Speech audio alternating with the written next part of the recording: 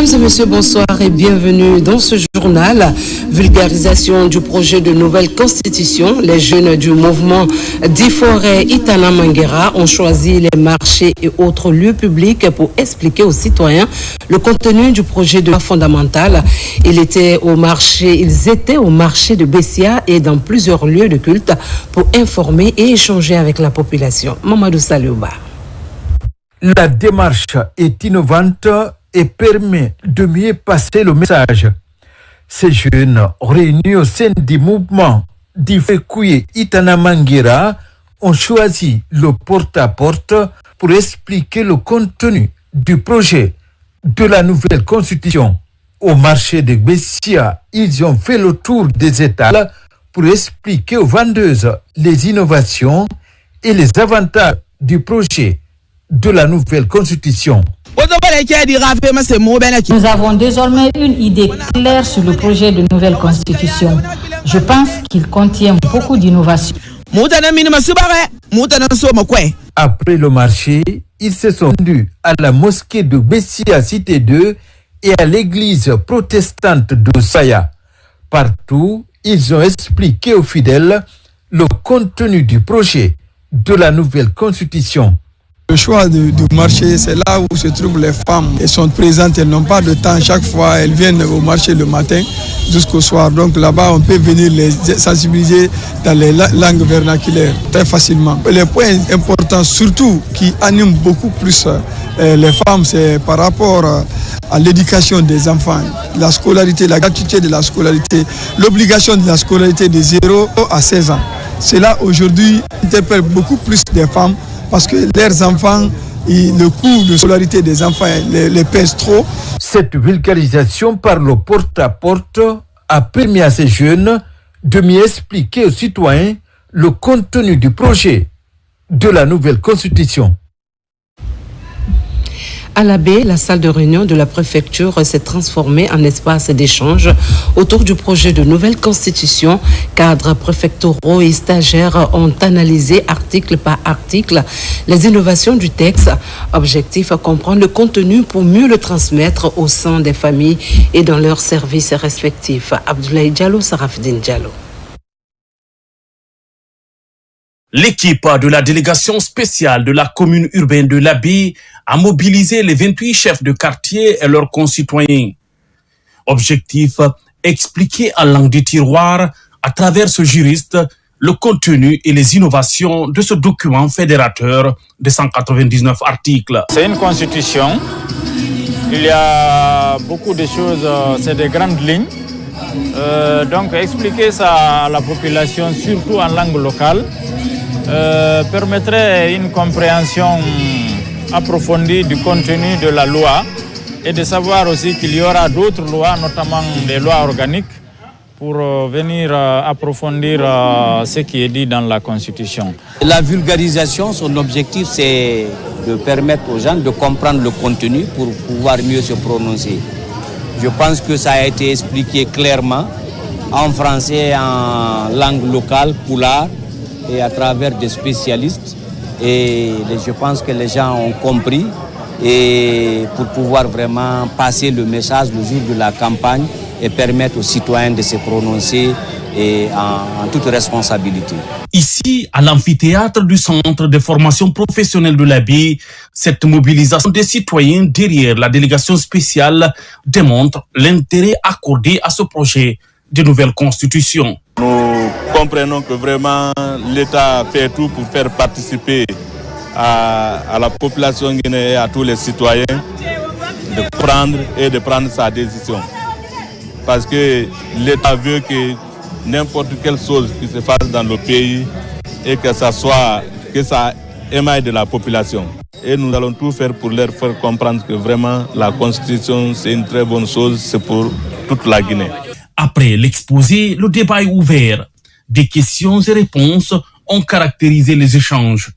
Cette initiative est l'expression de la volonté et l'engagement des participants à vulgariser dans leurs localités respectives le projet de nouvelle constitution avant le jour référendaire fixé le 21 septembre prochain.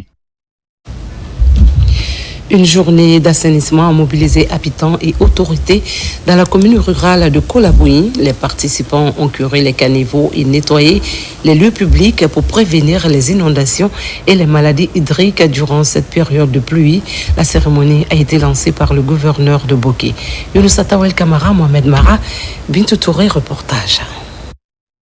C'est une journée dédiée à l'assainissement de Kolabouyi en cette période de grande pluie.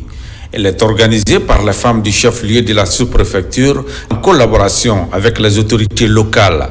Tout a commencé ici à la rentrée principale de la ville où le gouverneur de la région administrative de Boké, en première ligne, retrousse les manches pour curer des caniveaux et rendre propres les artères principales et autres lieux publics.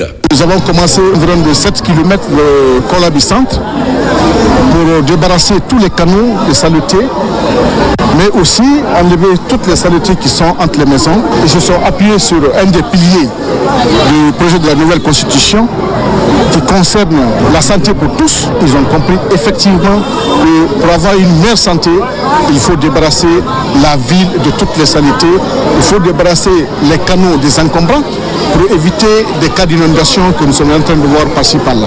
Cette action citoyenne mobilise toutes les couches sociales de la sous-préfecture de Kolabouyi.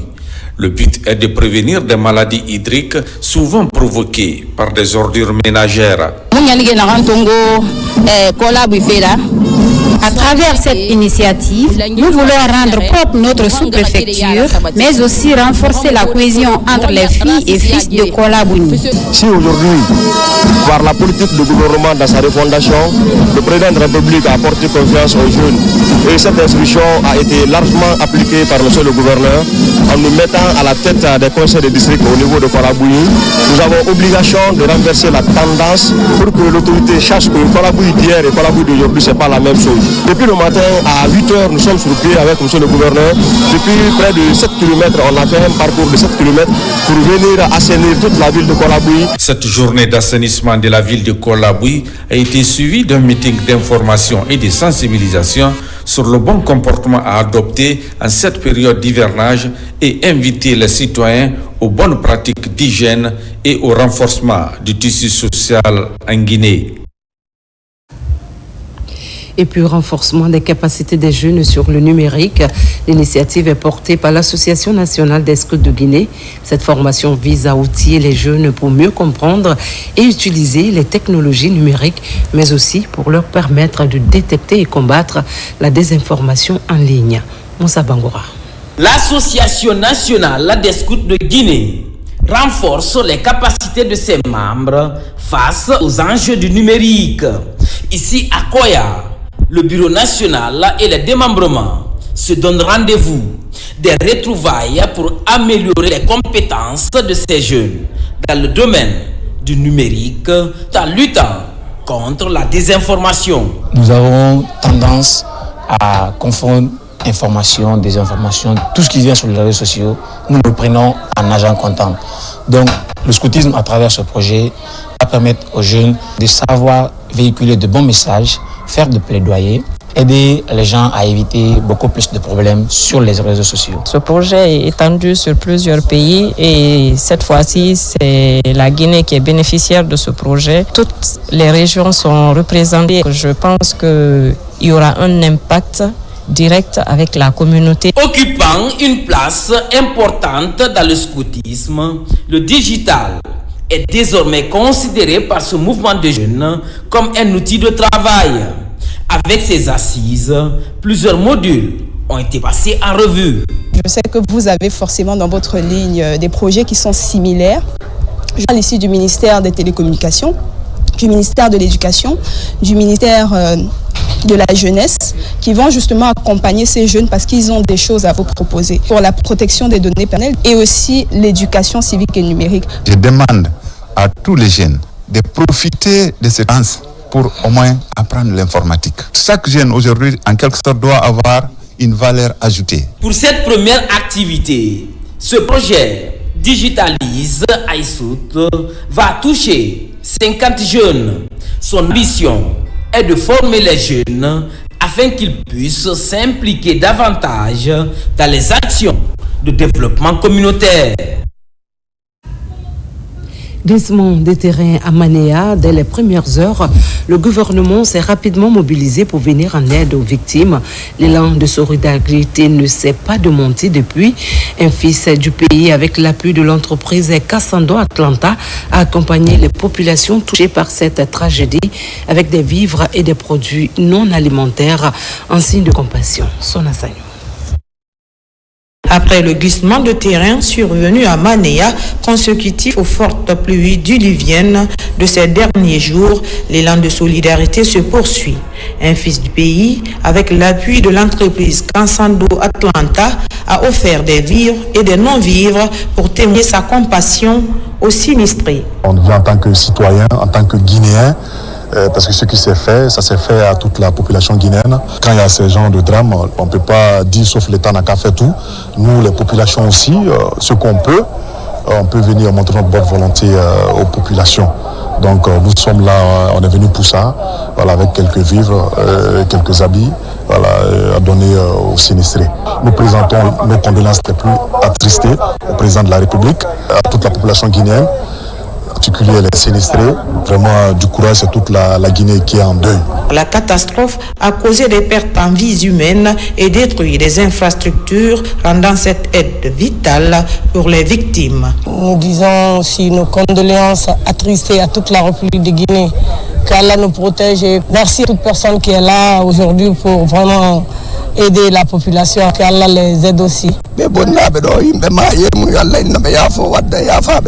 En ce moment de grande épreuve, nous avons pensé apporter notre aide aux personnes touchées. Nous remercions les équipes de secours qui se battent sans relâche. Pour le donateur, ce geste est avant tout un acte de solidarité et de soutien national envers les personnes touchées. C'est la fin de cette édition. Rappelons que la Guinée est notre paradis, terre de richesse et d'innovation. Merci de votre fidélité. Je vous retrouve à 19h et 20h30 pour d'autres pages d'information.